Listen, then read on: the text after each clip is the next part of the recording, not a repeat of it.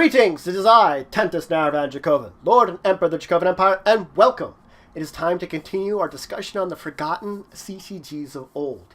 This time I'm continuing with Spellfire and talking about its rules. I'm diving into the depths of realms to begin with. So, your realms represent places loyal to your player. They represent kingdoms, nations, and city-states from various TSR AD&D campaign settings that are out there. They are the focus of attack and defense in the game.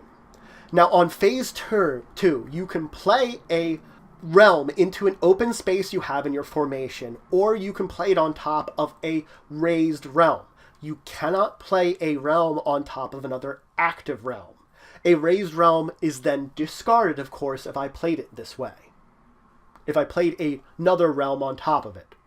You're going to be playing your realms in a pyramid formation, where each row of the pyramid you have to fill up before you can get to the next one. First is A at the top. I have to have a realm in A to begin with. If that realm is either there or raised, it does not matter. It has to be there. If it's raised, that's fine. I can still have it there, and I can start on the second row of B and C, but I need something in that row to begin with. Then I would fill in B and C. And again, I would just have to have all of these filled in. Doesn't matter if they're raised or not raised. Then I could do D, E, and F at the bottom of the pyramid.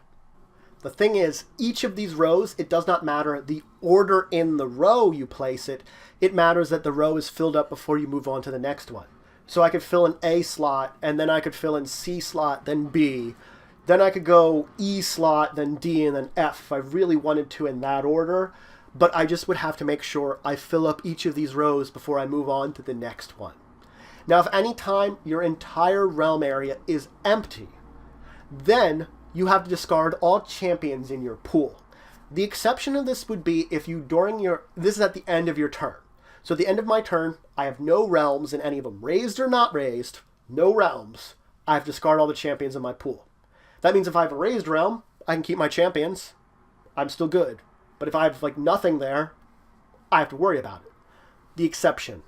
If I'm getting the spoils of Warpoint and I should happen to draw a realm, I could place it out and basically protect my champions. I'll talk about spoils of war a little bit more later.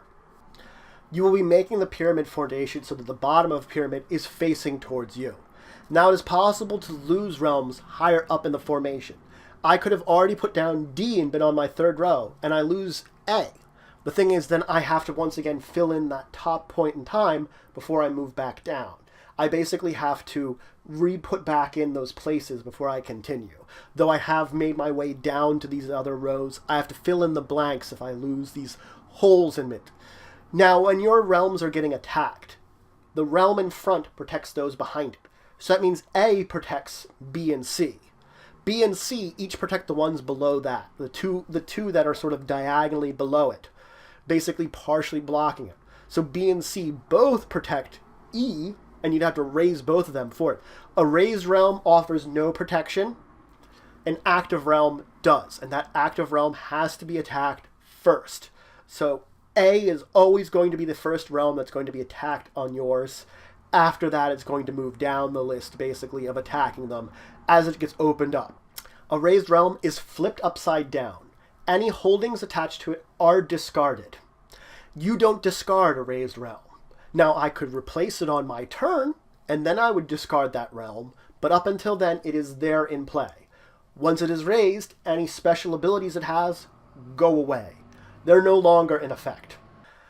Now, a realm can be repaired on your turn by discarding 3 cards, and you're allowed to flip it back over.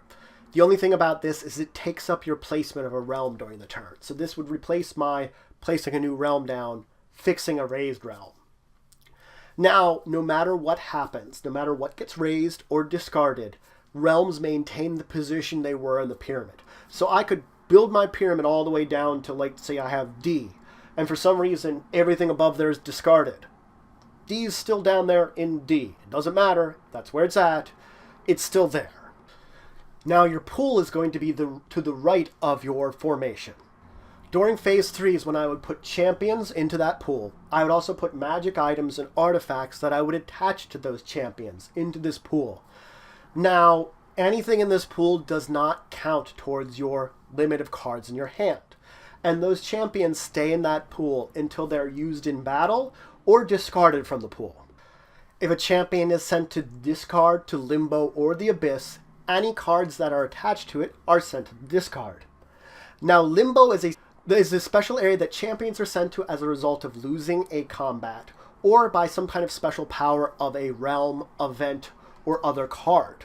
Rarely are other cards sent to Limbo, but only champions can emerge from Limbo. Other cards are effectively just discarded if they go there, or they stay in Limbo forever. Of course, other attack cards are just discarded. Now, Limbo is to the left of your formation. Now, should another player play a champion that matches a champion that you now have in Limbo, because in Limbo it counts not in play, when your champion should emerge from Limbo and return to play, it's discarded, because it's meeting that now there's 2 copies of that champion in play, you can't have that, so effectively they could send your card to Limbo in order to get theirs out and effectively replace it within the play. You cannot choose to resist having a champion return from Limbo in order to protect it should this happen. So that means it's going to come back into play and gonna go back into discard. There's nothing you can do about it. Now, if something should allow you to shuffle cards from either in play or your discard back into your deck, this does not allow you to do so with cards in Limbo.